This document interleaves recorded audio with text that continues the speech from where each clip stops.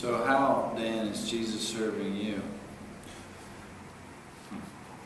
I think working among the homeless, it has helped me to put things into perspective, to realize a lot of the times I live from what we would call peripheries. I live from status. I live from what I can be accepted from, where I can find life from. And being among the homeless, being around people that they don't have those things, it helps me put in perspective. Because they've lost a lot of those. They've lost a lot of peripheries. And my friend Calvin has hugely blessed me with that. I mean, his identity fully is in Jesus. His email is Christ in Calvin. Like, that's his thing. Christ is his identity. And it really, that's how Jesus has served me among the poor. How about you?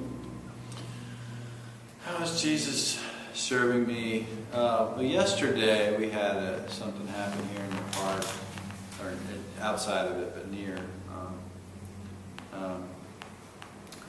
And one of the young women was confronted by someone, very traumatic, mainly verbally, some grabbing her arm.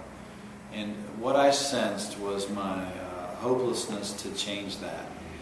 A man I knew from another context, a young woman that I've come to know, and it's just heartbreaking.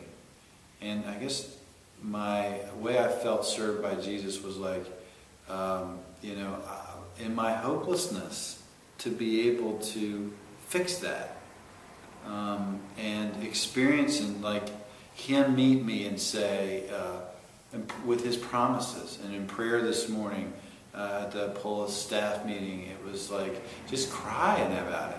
And so Jesus served me by letting me cry and just go, man, this is heartbreaking. To see and to not be able to change. But instead, right now, instead of like being like mired in despair over this thing, it's welling up in joy, because there is a promise that is spoken to us daily in Scripture through the Spirit in the tragedies that happen in our city, and it's there for us, constantly breathing out, saying, "There's hope, there's hope, there's joy." So in spite of this, difficult thing yesterday, I feel like Jesus served me today by giving me joy in spite of that, and through that. Why else would it matter that we have a Lord and a servant God who changes things if stuff isn't broken, if there isn't real pain and hurting?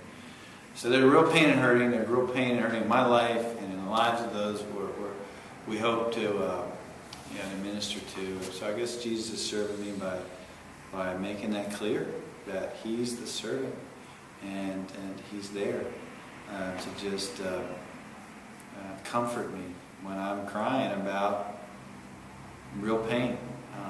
So